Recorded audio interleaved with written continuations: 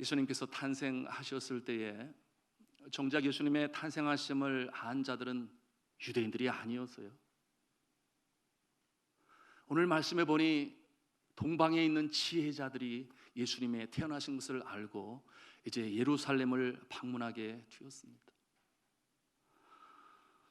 너무나 이상하지 않습니까? 이스라엘의 율법 학자들은 구약 성경을 많이 연구하고 해석하면서 여러 부분에서 메시아가 강림하실 것이라고 하는 것을 아주 익히 잘 알고 있었어요.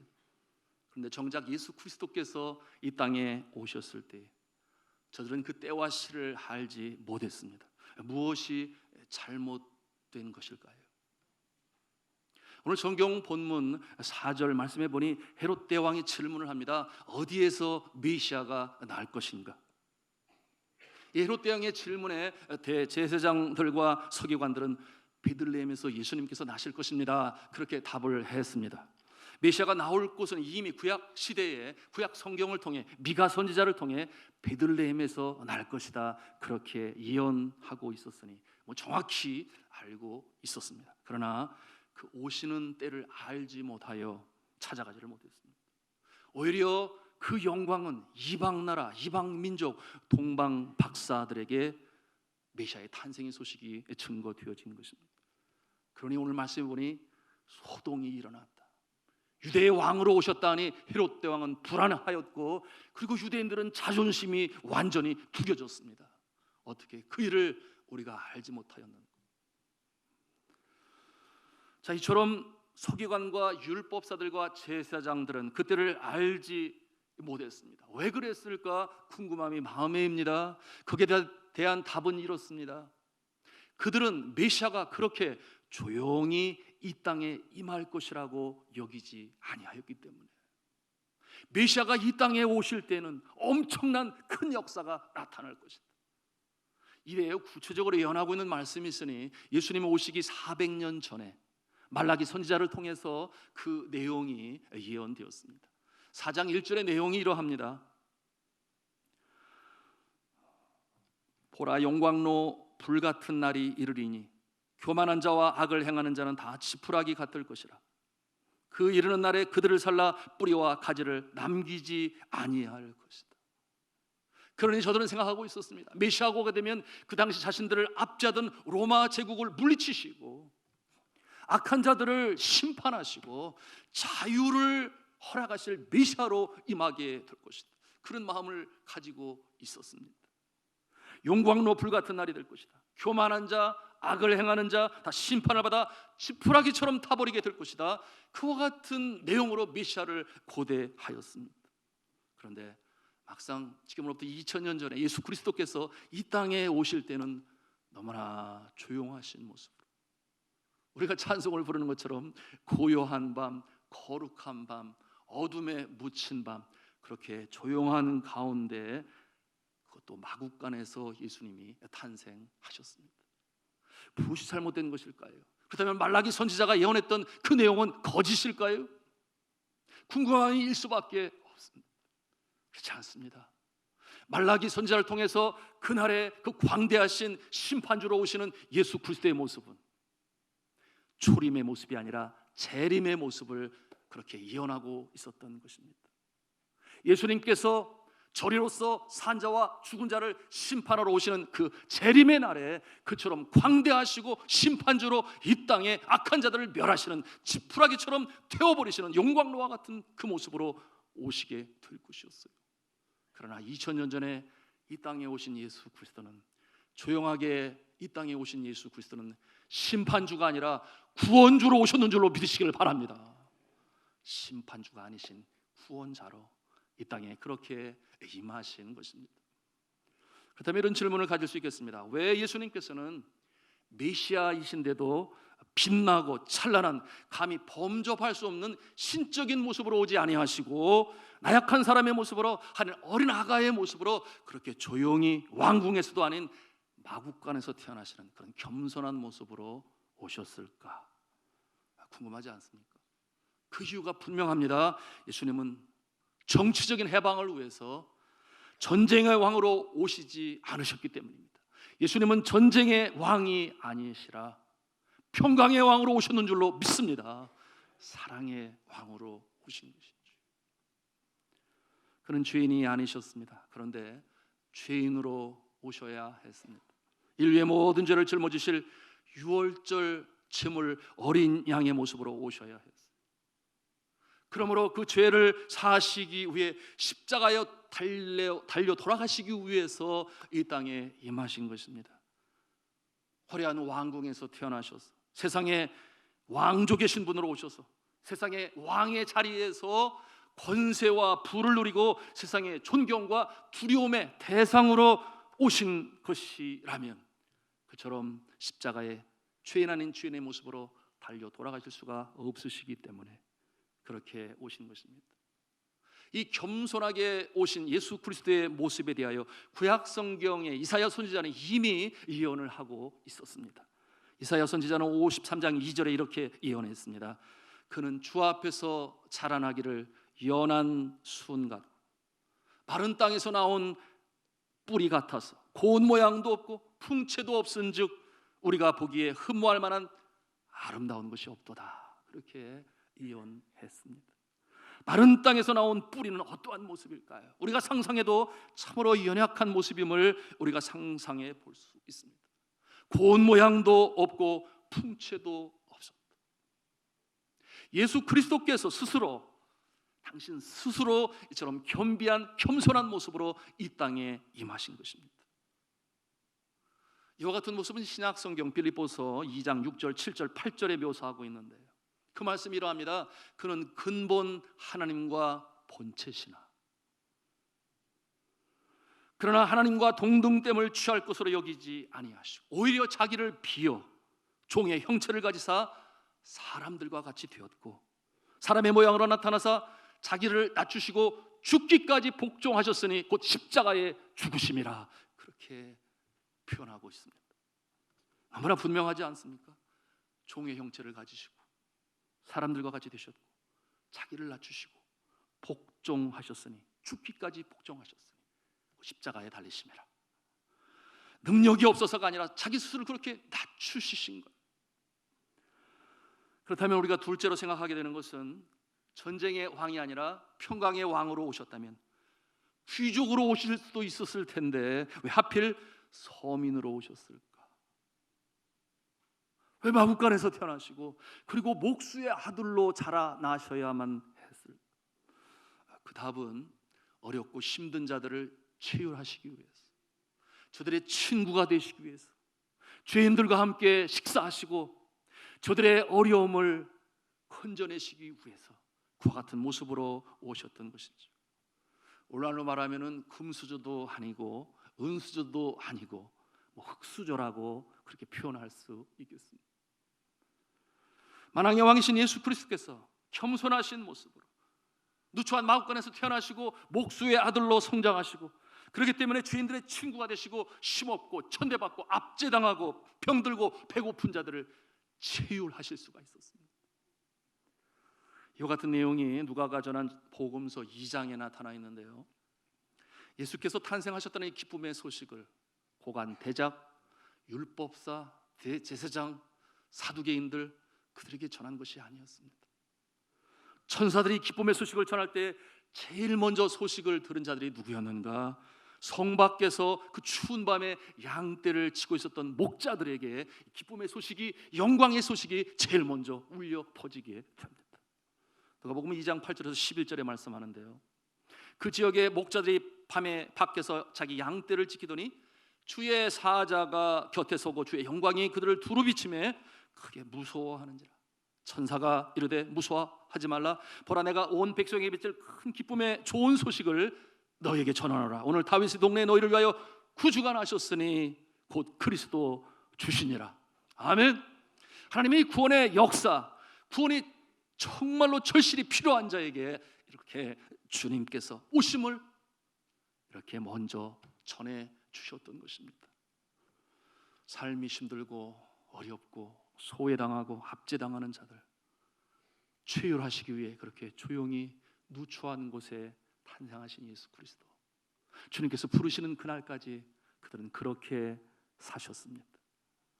사랑하는 성도 여러분, 이 치유리라고 하는 것은요, 순전히 사랑의 발로에서 가능한 것입니다.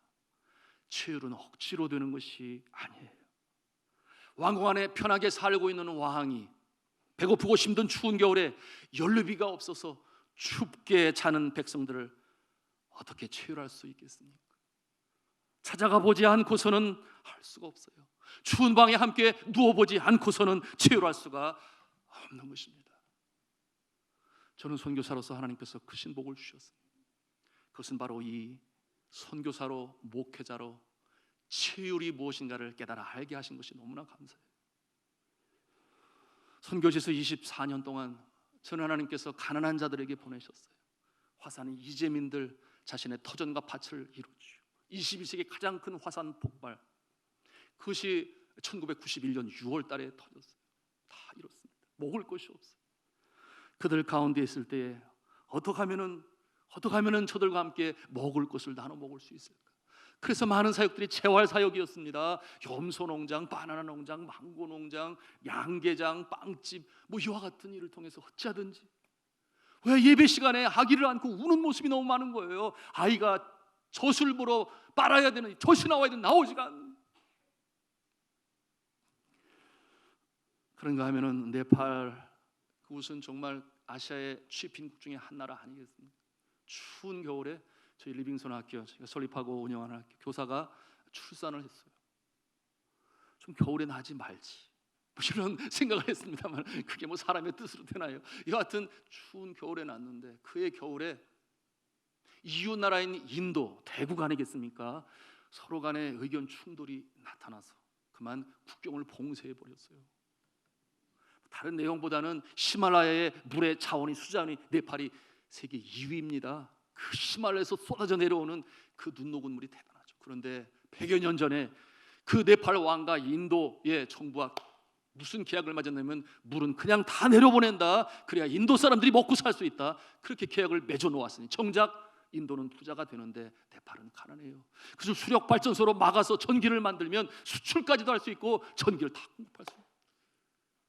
그러니 거기에 대해서 불만을 가진 자들이 이제 공산주의자가 되고 왕정을 무너뜨리게 되고 그 일을 추진하려고 하는데, 인도가 만만치 않습니다. 그대로 허락하겠습니까? 그리고 국경을 봉쇄해버리고 모든 가스가 들어가는 것을 차단해버렸어요.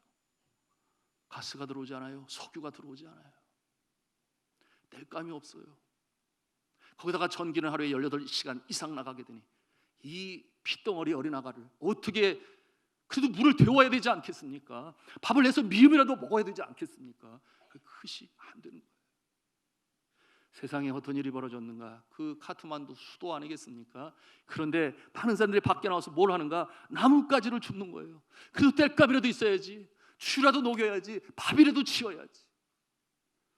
그런 가운데 그래도 선교사는 좀 나아요. 그러니 월동 준비를 위해서 가까스로 어렵게 가스 한 통을 미리 준비해 놓고 있는 건데요, 겨울은 3달, 4달 그렇게 지속이 되어야 되는데, 그 불쌍한 교사를 위해서 이제는 출산을 하면서 교사도 사직서를 냈으니 우리 학교 교사도 아닌데 이 가스통을 주어야 되겠습니까? 말아야 되겠습니까? 쉽지가 않은 일이에요. 쉽지가 않은 일. 그런데 주었습니다. 어떻게 줄 수 있겠습니까? 체휼이 되니, 치유라는 마음을 갖게 되니, 불쌍히 여기는 마음이 그 마음에 솟아오르게 되니 줄 수 있는 것이에요.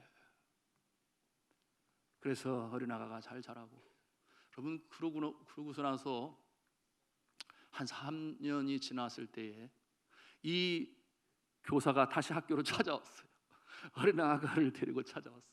저희 학교 유치부가 너스리, 킨들 1, 킨들 2 이렇게 3개 클래스로 이렇게 있는데, 맨 어린 아이들 클래스에 자기 아기를 입학시킨 거예요. 그리고 다시금 자기가 교사할 수 없냐고. 그래서 얼마나 신실하게 이 학교를 섬기는지 지금 유치원 주임 교사로 섬기고 있으니 감사하죠. 어떻게 돌아왔겠습니까? 왜? 사랑하는 성도 여러분, 어려울 때 서로 도우시기를 바랍니다. 힘들 때 도우세요. 바라보시기 바랍니다. 치유함을 가지시기 바랍니다. 예수님께서 이 땅에 내려오시면 마구간에 태어나심은 누추한 모습으로 오심은 어려운 자, 힘든 자, 그들을 치유하시기 위해서 그렇게 오셨음을 우리가 기억할 수 있어야 하겠습니다. 한국에 들어와 보니 목회의 현장은 대부분 먹고 사는 것이 문제가 아님을 보게 되었어요.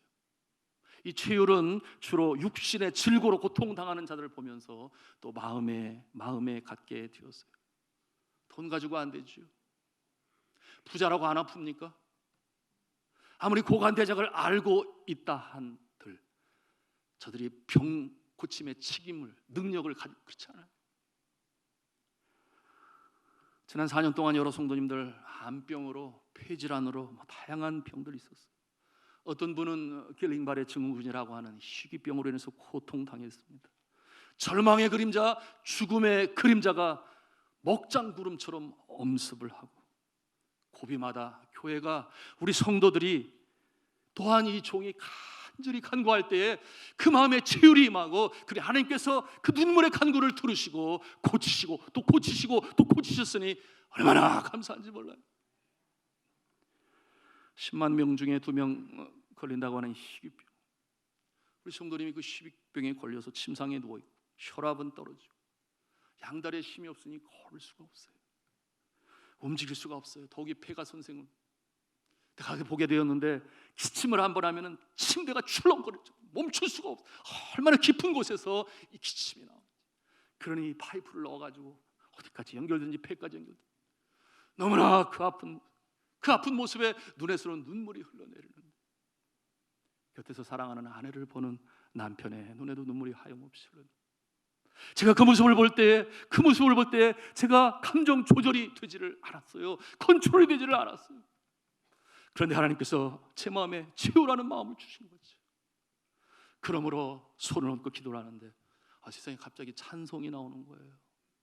좋으신 하나님, 좋으신 하나님, 참 좋으신 나의 하나님, 우리의 기도를 들으시는 참 좋으신,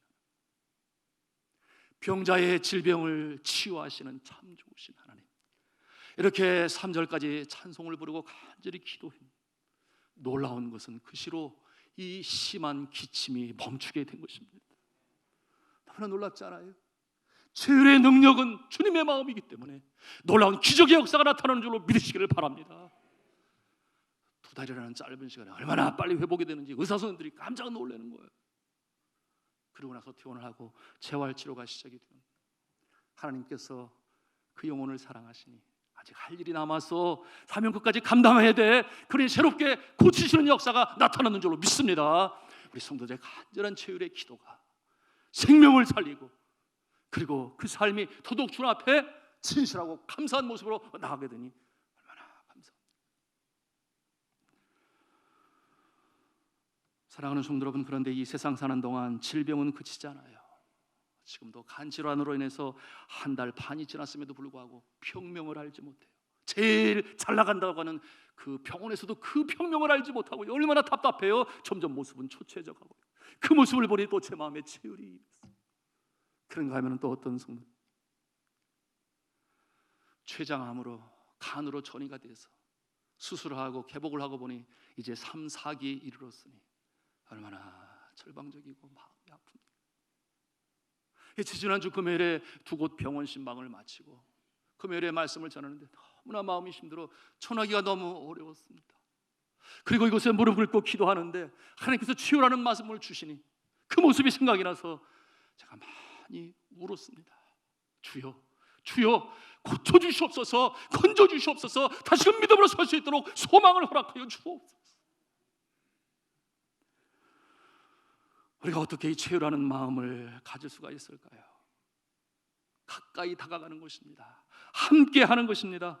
바쁘다고 사역으로 바쁘다고 사람을 놓아버리면 거기에 치유는 없고 기적은 나타나지 않습니다. 무엇보다도 아찔한 것은 치유의 마음이 없으면 이 목자의 영성은 죽어갑니다. 일로는 바쁜데, 그 일로는 바쁜데 자신의 야망의 올감에서 벗어나지 못하게 되니 그야말로 삭둔과 같은 모습이 되는 것이 허다합니다. 그러니 성경 로마서 12장 15절에 체휼에 대해서 이렇게 분명히 가르쳐주고 있죠. 즐거워하는 자들로 함께 즐거워하고 우는 자들로 함께 울라, 그렇게 말씀하고 계십니다. 체휼하라. 이 모습이 이 땅에 사람의 몸을 입고 오신 예수 그리스도, 성탄절에 우리에게 모두에게 주시는 귀하고 귀한 영적 레슨, 교훈이 되는 줄로 믿으시기를 바랍니다. 세 번째로 생각하는 것은 왜 유대 백성이 아닌 이방인, 동방의 지혜자들에게 별을 통해 예수님의 탄생을 알리셨는가? 거기는 아주 특별한 이유가 있죠. 그것은 주님께서 이 땅에 강림하신 것은 더 이상 유대인들만의 구세주가 아니고 이스라엘 백성들의 구원자가 아니심을, 이제 이처럼 국경의 경계를 넘어서서 이방인들에게까지 그 소식을 전하여 와 만왕의 왕이신 예수를 아련하고 경배할 수 있도록 기회를 이처럼 보여주신 것입니다. 모든 민족, 인류의 구세주로 오신 예수 그리스도, 하나님께서는 선민으로 택하신 이스라엘 백성들을 통해 이웃 나라들이 복을 받기를 원한, 이스라엘 백성들이 축복의 통로가 되기를 원하셨어요. 아브라함에게 말씀하신 약속의 말씀이었죠. 그런데 정작 이스라엘인들은 거기에 개념치 아니했습니다. 자기들만 알았어요. 자신들은 율법을 받은 선민이다, chosen people이고 선택받은 백성이라서 자존감은 올라갔습니다. 그러나 그것이 지나치니 교만함이 되었습니다. 그러므로 이웃 부족 나라 민족 백성들은 그야말로 하찮게 여겼습니다. 사마리아인들은 어떻게 보았어요? 개라고 그랬어요. 개라. 이와 같은 모습은 하나님께서 의도하신 바가 아니었습니다. 그러니 예수 그리스도 이 땅에 강림하실 때에 이제 그 민족적 울타리를 넘어서서 이제는 세계 열방의 구세주로 예수 그리스도. 여러분, 이와 같은 일이 어떻게 진전되었습니까? 구약 성경을 보시면, 여러분 구약 성경에 이스라엘 백성들이 선교합니까? 이웃 민족에 가서 하나님의 사랑을 증거했습니까? 실천했습니까? 너무나 찾아보기가 힘들어요. 굳이 찾는다면 요나서를 통해서 요나가 그 당시 아시리아의 성읍인 니느웨, 그곳에 가서 하나님이 명령하셨습니다. 가서 회개의 소식을 전하라. 그래야 저들이 구원받게 될 것이다. 저들의 육축을 불쌍히 여기노라. 사람들뿐만 아니라, 어떤 분이 이 구절을 해석하면서 우리 이쁜 강아지도 천국에 갈 거야, 그렇게 더 해석하시는 분들이 있어요. 육축도 사랑하시는 하나님 분명하지요. 피조물들을 사랑하시죠. 그렇다고 강아지가 천국에 간다는 그런 말 함부로 하시면 안 돼요. 짐승은 영혼이 없어요. 그럼에도 불구하고 우리에게 기쁨을 주고 함께하는 동반자로 주셨을 뿐이지요. 그런가 하면 어떤 짐승들은 잡아서 먹으라고 주시지 않겠습니까?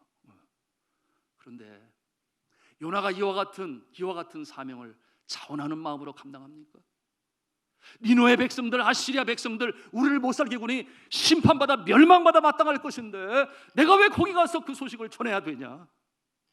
그러므로 저가 도망가다가 주님께 붙잡힌 바 되어 억지로 그곳에 가서 회개의 소식을 전하게 되니 하나님께서 늘 긍휼히 여셔서 살리시는 역사가 나타나는데요. 이방의 동방 박사들을 부르신 예수 그리스도, 하나님께서 늘 부셔서 예수 그리스도의 탄생을 보게 하신 것입니다. 자, 이와 같은 모습 우리는 예수님의 가르침을 통해서 볼 수 있지 않습니까? 저가 팔레스타인이라는 경계를 벗어나지를 못했어요. 그 팔레스타인의 넓이가 얼마나 됩니까? 강원도 땅밖에 되지 않아요. 남북한 합친 강원도 땅. 그러면서도 언제고 그는 제자들에게 땅끝을 바라보라고, 그러므로 승천하여 하늘로 올라가실 때에 저들에게 뭐라고 말씀합니까? 너희는 온 천하에 다니며 만민에게 복음을 전파하라. 너희는 가서 모든 족속으로 제자를 삼아 아버지와 아들과 성령의 이름으로 세례를 주라. 내가 분부한 모든 것을 가르쳐 지키게 하라. 이와 같은 말씀으로 주시지 않겠습니까? 그것이 위임명령이 되고 오늘 이 시대에 땅끝까지로 복음을 증거하는 일은 바로 성탄에 임하신 예수 그리스도의 체휼하시는 마음과 더불어 이제 동방박사들을 부르시는 성탄의 메시지로 말미암아 이와 같은 일들이 진전이 될 수 있었던 것입니다. 사랑하는 성도 여러분, 우리가 135년 전에 태평양을 건넌 젊은 선교사들에 의해서 우리가 이 복음을 값없이 받았어요. 저들의 순교의 터전에 주의 몸된 교회가 세워지고 가난과 무지와 질병, 고통에 신음하고 있는 이 땅에 우리의 선조들, 저들이 깨우치지 못하니까 학교를 세워야 되겠다. 배제학당, 이화학당, 경신학교, 나중에 연희전문, 질병으로 힘들어하니 병원으로 세워야 되겠다. 세브란스 병원이 세워지고 그 전에 재중원과 강혜원이 세워지고 영혼으로 살아야 되니 이 땅에서 삶도 너무나 힘들고 어려운데 저 천국을 소개하며 주의 몸된 교회가 세워지고 그런 가운데 100년이라는 세월이 흘러 이처럼 세계 열광과 억기를 겨룰 수 있는 대한민국으로 밝게 세워졌는 줄로 믿으시기를 바랍니다. 그렇잖아요. 제가 뉴욕에 가서 너무 놀랐어요. 그 뉴욕에 세워진 그 5층의 돌로 세워진 견고한 빌딩들이 언제 세워졌는가 그 총초를 보니 세상에 100여 년 전에 세워졌어요. 100여 년 전. 우리나라 사람들이 수신사로 그곳에 가서 그곳을 바라볼 때 갓을 쓰고 그 모습을 볼 때 어떤 마음을 가졌을까 하니까 막 가슴이 뭉클뭉클합니다. 선교사들이 이 땅에 올 때 무슨 대가를 바라고 왔겠습니까? 아무런 대가 없지요. 주님의 사랑이 가슴에 넘치. 우리가 치유리라고 하는 것은 순수한 사랑의 발로라 말씀을 드렸어요. 여러분, 우리가 그래도 명망이 있고 가진 자를 물질로 섬기든지 도운다고 하는 것은 아마도 어떠한 개인적인 목표와 공동의 목표를 가지고 그렇게 도울지 모르겠습니다. 어떠한 이익을 기대할지 모르겠어요. 그러나 어렵고 힘든 자를 돕는다고 하는 것은 순전한 사랑의 발로인 것이며 치유리 없이는 불가능한 것입니다.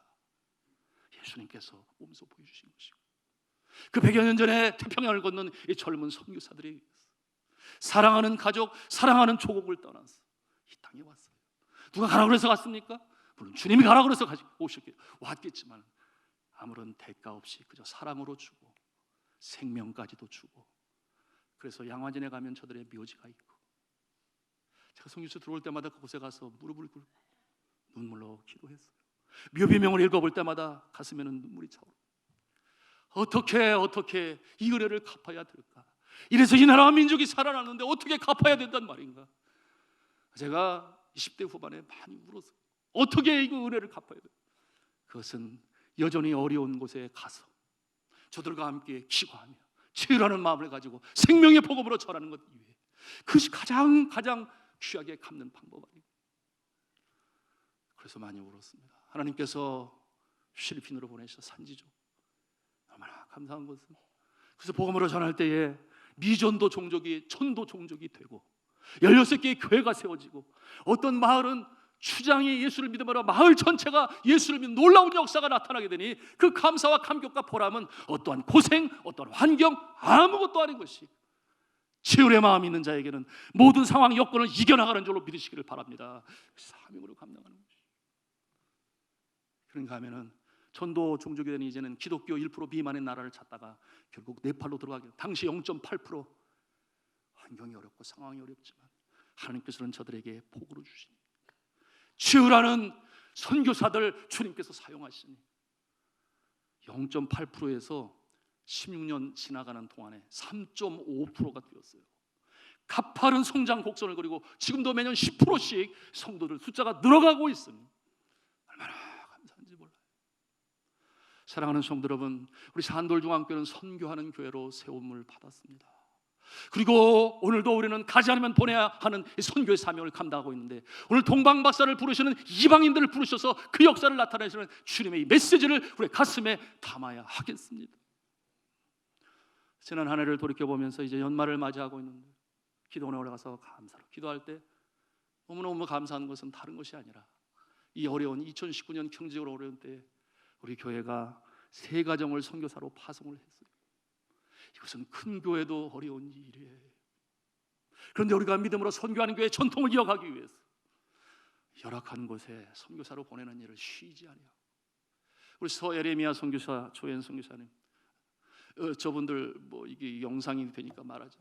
파송을 하고 그런가 하면은 네팔의 어준경 정육 선교사님을 파송을 하고 그런가 하면은 캄보디아에 이제 12월 말일에 우리 조덕현 목사님, 김미옥 사모님이 또 들어가게 됩니다. 열악한 곳이죠. 여러분이 열대지방에 사역하는 선교사들, 여러분 댕기 피부 아실 거예요. 말라리아가 항상 모기들이 옆에서 윙윙거리고 있어요. 언제 거기에 걸릴지 몰라요. 그러나 치유라는 마음은 모든 것을 이기는 것입니다. 그런가 하면 이집트에 우리 이경성 목사님 나가 있어요. 테러리스트의 위협 속에 있습니다. 교회에서 폭탄이 터져요. 그 시와 때를 알 수가 없습니다. 그럼에도 불구하고 예수 그리스도의 그 사랑이 그 심령에 임재하게 되니 이와 같은 역사를 이루어 나가게 되는 것입니다. 말씀을 맺습니다. 성탄의 마구간에 누추한 모습으로 오신 예수 그리스도, 왜 하필 그렇게 오셔야 됐을까? 오늘 우리는 그에 대한 메시지를 가슴에 담습니다. 치유라는 모습으로 이 사랑 없어 각박한 이 추운 겨울에 사랑을 나누실 수 있기를 주님의 이름으로 축복합니다. 치유는 형식이 아니에요. 치유이 없는 기도는 그저 허공에 흩어져 말이는 소리가 될 뿐이에요. 그러나 치유이 있는 기도는 기적이 나타나고 역사가 나타나고 병자가 일어나고 마귀가 물러가는 줄로 믿으시기를 바랍니다. 그리고 이 사랑은 나라는 울타리를 넘어서 나의 가정의 울타리를 넘어서 우리라고 하는 교회의 공동체의 울타리를 넘어서서 믿지 않느냐는 자들, 그리고 하나님께서 만드신 이 세상의 피조물 땅끝까지 가슴에 품고 열방을 가슴에 품어 기도할 때 가지 않으면 보낸다, 아니면 내가 나간다, 우리의 자녀들을 보낸다, 이와 같은 마음으로 주의 사랑으로 실천해 나가신 저 여러분 다 되시기를 저는 주님의 이름으로 축원합니다.